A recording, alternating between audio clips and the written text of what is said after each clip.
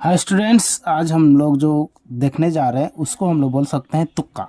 तुक्का क्या होता है ना। आज हम लोग कुछ पढ़ेंगे नहीं, बहुत देखेंगे कि तुक्का अगर आपको एग्जाम में मान लेते हैं जो कुछ क्वेश्चंस करते हो और आपको नहीं आता है तो आप उसको कैसे अटेम्प्ट करना है आपको साइंटिफिक तरीके की तरह से, उसे मैं आज बताना हूँ। ठीक है, बहुत ही अच्छे से देखना है आपको, वेरी वेरी इंपॉर्टेंट है ये आपके लिए। क्यों? क्योंकि इसको जो आप तुक्का से अगर समझ जाओगे ना तो ऑलमोस्ट आपको 5-7 क्वेश्चन या 10 क्वेश्चन से आपको लगभग सही हो जाएगा। ठीक है, जो आपको नहीं आता है वो क्वेश्चंस आपको बन जाएगा। ठीक है, ये तुक्का बहुत सारे हर एग्जाम के लिए है, कंपटीशन हो या क्लास 10 हो 12th हो, जिसमें भी ऑब्जेक्टिव टाइप क्वेश्चन पूछता है उसके लिए ये बेस्ट है। ठीक है, ये तुक्का है। चलिए देखते हैं, इसको मैं लगभग 5 टाइप में डिवाइड किया हूँ, 5 टाइप्स। 5 टाइप में किस तरह डिवाइड किया हूँ चलिए दिखा देता हूँ आपको।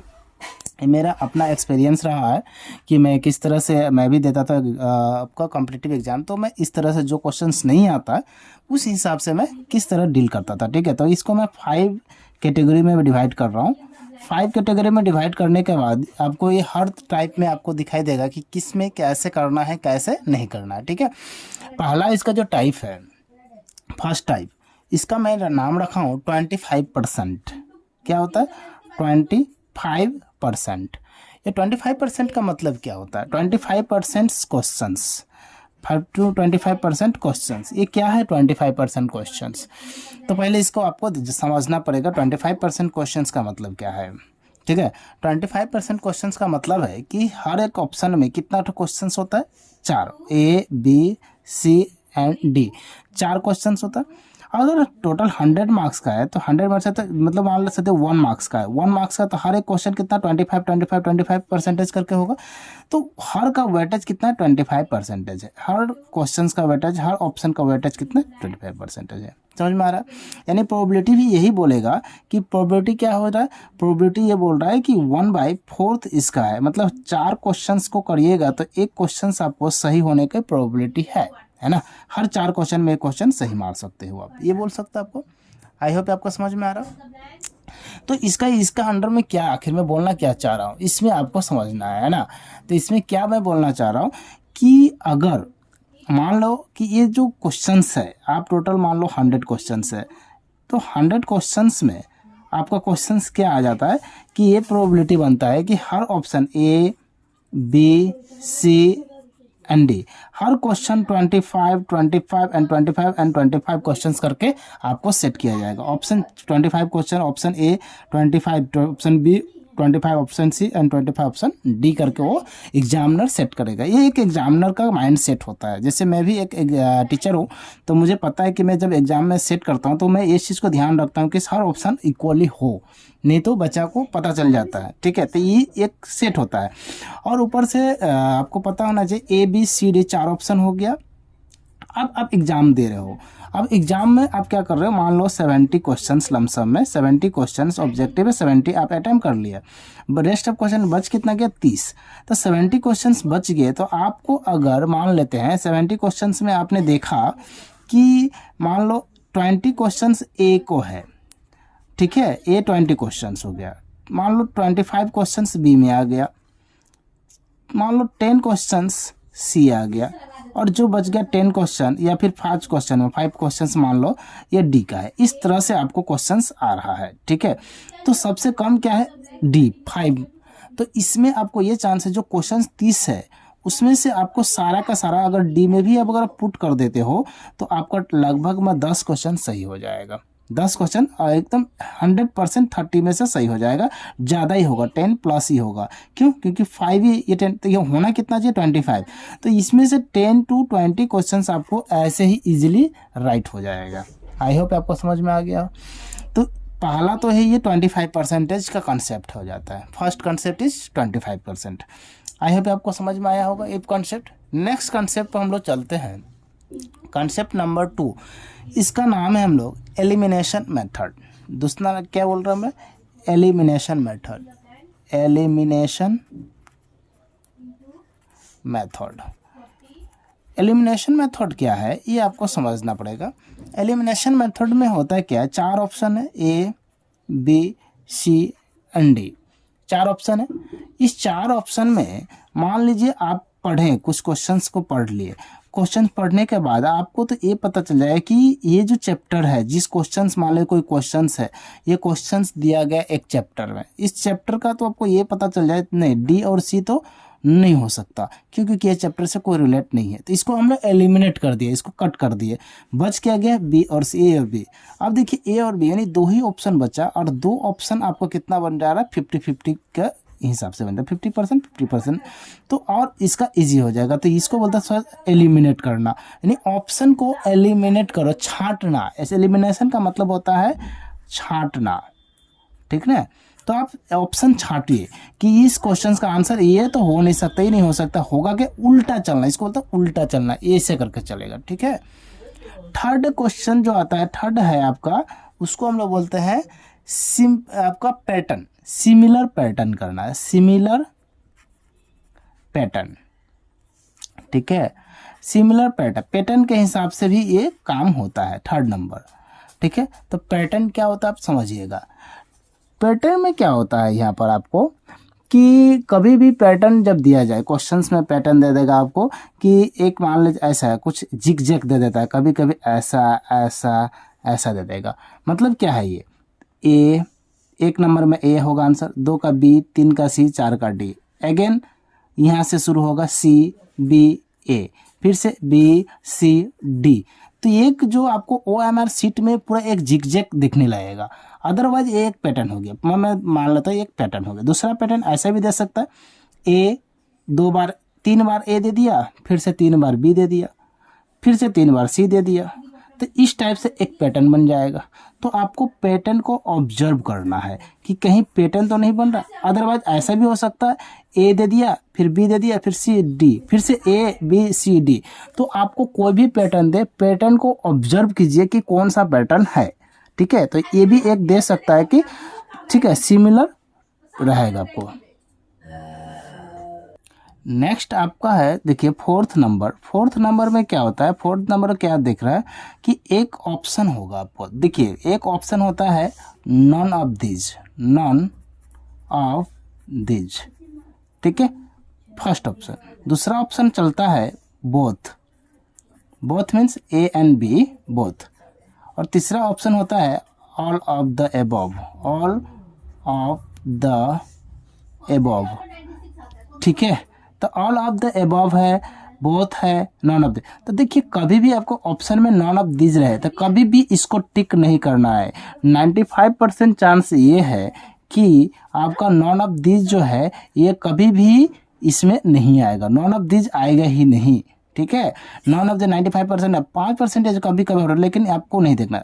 इधर बोलते हैं 95% चांस है कि ऑल ऑफ द एबव और बोथ का आंसर सही माना जाएगा। कभी भी आपको ऐसा आएगा कि क्वेश्चन में ऑल ऑफ द एबव है या बोथ है, तो हमेशा आप टिक यही दोनों में से कोई एक करना। मतलब ये नहीं बोला ये दोनों एक साथ कभी नहीं देगा आपको, या तो बोथ देगा या तो ऑल ऑफ द एबव देगा। अगर क्वेश्चन में कभी भी ऑल ऑफ द एबव दिया तो आपको बिना सोचे ही इसको टिक कर देना है। 95% चांस बनता है कि वो आपका सही हो जाए। या फिर बोथ है कोई ऑप्शन में तो इसको टिक कर दीजिए। अगर नहीं आता है तो, है ना, आता है तो कोई बात नहीं आता तो इसका ये सब कॉन्सेप्ट यूज करना है, ओके।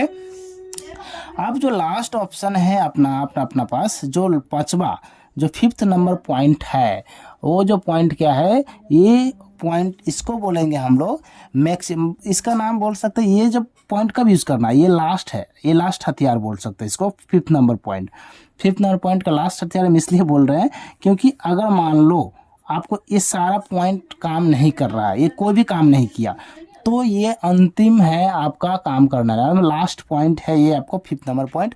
इसको क्या करना है, देखिए अगर आपको मान लेते हैं A B C and D, चारों में से कुछ नहीं पता, दूर तक आपको नहीं पता चल रहा है कि चारों ऑप्शन है क्या नहीं है, तो लेकिन आपको तो आंसर टिक करना है ना, क्योंकि नेगेटिव मार्किंग तो है नहीं, ये नेगेटिव मार्किंग नहीं है, तो आपको तो कोई ना कोई तो टिक करके आना, कोई खुला नहीं छोड़ना। मतलब ऐसा नहीं कि ऐसे छोड़ के आएगा, तो लेकिन टिक करें किसको। ऐसा भी नहीं पता कि एलिमिनेट भी नहीं कर सकता, क्यों, क्योंकि इसको आपके बारे में नहीं पता है कि ए होगा ना बी होगा ना सी होगा ना डी होगा, नहीं पता आपको, तो आप कैसे टिक करिएगा, उस हिसाब से आपको कैसे टिक करना चाहिए।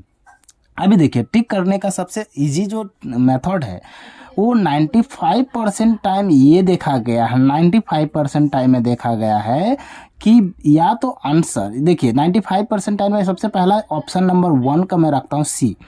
95% टाइम में आपका आंसर सी होगा। अगर मतलब कुछ नहीं जानते हैं तो आप सी को टिक कर सकते हैं। अगर आप 5 को सी को टिक कर 5 टाइम्स करते हैं सी सी सी, तो आपको 4 या 3 क्वेश्चंस ऐसे ही राइट हो जाएगा, क्योंकि एग्जामिनर जो है वो ज़्यादातर ऑप्शन सी ही टिक मतलब दिया जाता है, ऐसा भी माना गया है। ठीक है, अगर उसके बाद अगर सी आपको लग रहा नहीं होगा तो आप बी के साथ आप ऑप्शन जा सकते हैं। यानी सबसे पहला प्रेफरेंस किसको देना है? सी को। फर्स्ट प्रेफरेंस सी, सेकेंड प्रेफरेंस आपको देना है बी में। यानी अगर मान लीजिए चारों ऑप्शन कुछ नहीं आता है तो आपको सी को दीजिए पहले, फिर आपको बी को देना है। आई होप आपको समझ में आ रहा है आपको। ठीक है, तो सी को पहला प्रेफरेंस देना है और सेकेंड प्रेफरेंस बी। ठीक है, तो ये कब यूज करना है? जब ये चारों ऑप्शन काम ना करे। ठीक है, आई होप आपको समझ में आ रहा होगा। आज मैं फिर देखते हैं, चलिए एक नया जो चीज़ है उसको हम देखेंगे, हाउ टू अटेम्प्ट, कैसे अटेम्प्ट करना चाहिए क्वेश्चंस को, वो भी थोड़ा देख लेते हैं। नेक्स्ट है हाउ टू अटेम्प्ट। अटेम्प्ट कैसे करें? देखिए इसको मैं 3 टाइप में इसको डिवाइड करता हूँ। कितना टाइप में? 3। देखिए 3 टाइप में इसको मैं डिवाइड करूँगा अटेम्प्ट करने का तरीका। देखिए जैसे आपको क्वेश्चन पेपर मिला, सपोज मान लिया क्वेश्चन पेपर मिल गया और उसमें है आपका 50 क्वेश्चन, 45 क्वेश्चन या 100 क्वेश्चन, जितने भी क्वेश्चन है आपका एग्जाम का, तो सबसे पहला काम हो जाएगा 3 स्टेज में इसको डिवाइड कर लीजिए। स्टेज 1, स्टेज 2 और एक है स्टेज 3। 3 स्टेज में से डिवाइड कीजिए। पहला काम, पहला स्टेज में क्या होगा, वही क्वेश्चन एक बार पूरा थ्रोली पढ़ना। ठीक है, पहला स्टेज में क्या होगा, जितने भी क्वेश्चन है एक बार पढ़िए और वही क्वेश्चंस को टिक करना है जो आपको 100% कंफर्म है कि ये क्वेश्चंस तो मुझे 100% आता है, तो उसे आप बनाइए और OMR शीट में फटाफट गोल कर लीजिए। ये नहीं है कि छोड़ दे, नहीं, 100% आता है आपको क्वेश्चंस। मान लीजिए 100 क्वेश्चंस है तो 100 क्वेश्चंस में 30 क्वेश्चंस आपको आता है 100%, मतलब ये कंफर्म है, तो इसको पहले बना ले और गोल कर लिए, तो 30 क्वेश्चंस कंप्लीट। सेकेंड राउंड जब आप कीजिएगा फिर से स्टार्ट कीजिए, जो हो चुका है उसका टिक किया हुआ। जो सेकेंड राउंड में क्या होगा, आपका डाउट था 50-50%, तो 50-50% में क्या होता है कि आपको या तो जैसे कि 2 ऑप्शन में डाउट है, ऑप्शन ए होगा या ऑप्शन बी होगा। 50-50% या तो ऑप्शन ए होगा या सी होगा, मतलब दोनों में कंफर्म।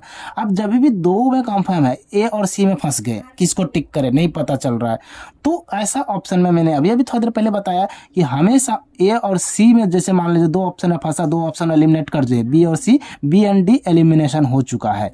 ठीक है, बी भी एलिमिनेट हो गया, डी भी, क्यों? एलिमिनेशन मेथड से आप यूज कर दिए, तो ये वाला एलिमिनेट हो गया। अब क्या हुआ, सी और ए, तो हमेशा आपको जाना है ऑप्शन सी के साथ, ए के साथ नहीं जाना है। क्लियर है?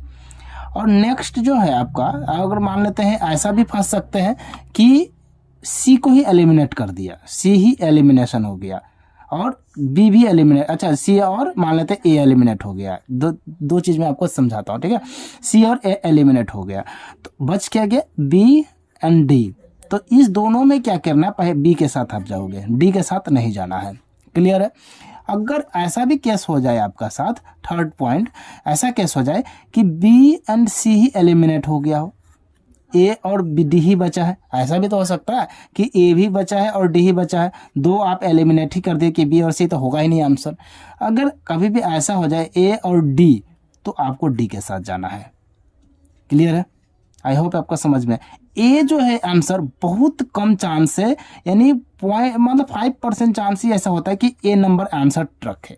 ठीक है, अगर आप खुद एग्जामिनर का जगह सोचोगे, जैसे खुद आप एज ए एग्जामिनर आप क्वेश्चन सेट कर रहे हैं, तो आप पहला क्वेश्चन सेट किया, पहला क्वेश्चन का आंसर पहला में ही देना नहीं चाहिएगा। क्यों? क्योंकि आप बोलेगा पहला पढ़े पहला नहीं, तो कम से कम उसको सोचने का स्टूडेंट को ये टाइम देता है कि पहला तो गलत ही देगा, दूसरा भी गलत ही देता, तीसरा में सही देगा, लास्ट में भी नहीं देता, या तो बी में देता है या सी में देता है। 90% चांस है कि डी में देता है, लेकिन ए में बहुत कम चांस रहता है कि दे, इसीलिए हमेशा डी के साथ जाइए। आई होप आपको समझ में आ गया। नेक्स्ट ऑप्शन है आपका स्टेज 3, कुछ भी नहीं आता है, चारों ऑप्शन ही आपका, जो अभी तक टॉपिक में कुछ भी नहीं है, कोई भी ऑप्शन काम नहीं कर रहा, 4 ऑप्शन है, चारों ऑप्शन ही क्या हो रहा है, कोई काम नहीं कर रहा, तो आपको क्या करना है, आपको always going with C option. ठीक है, तो आई होप आपको समझ में आ गया होगा। लेकिन छोड़ कर नहीं आना है, एक भी क्वेश्चंस को छोड़ना नहीं है, छोड़ना नहीं है कभी भी नहीं, ठीक है। ज़्यादा बड़ा वीडियो नहीं बनाते हुए, ज़्यादा बड़ा ये छोटा ही कर रहा हूँ, ठीक है, ये आपको समझ में आ जाए। और ये आपको, इसका मतलब ये नहीं है कि आपको पढ़ाई नहीं करना, पढ़ाई आपको करना ही है। पढ़ाई करने के बाद ही ये चीज़ें यूज होगा। क्यों? क्योंकि आप 70% आपका पढ़ाई से ही इसमें इस्तेमाल करिएगा, तभी ये यूज होगा। 70% अगर आप पढ़े हैं, 30% क्वेश्चन आप अटैम्प्ट करने का ये तरीका है। ये नहीं कि सीधा बिना इसका हिसाब से चले, तुक्का के हिसाब से चलेगा, नहीं। आपको पढ़ाई करके फिर ये थर्ड जो क्वेश्चन नहीं आता उसमें ये चीज़ अप्लाई करना है। आई होप आपको समझ में आ गया होगा। ठीक है, तो चलिए आज हम लोग इतना ही देखते हैं। तब तक के लिए जय हिंद, जय भारत, थैंक यू। आपका एग्जाम अच्छा हो।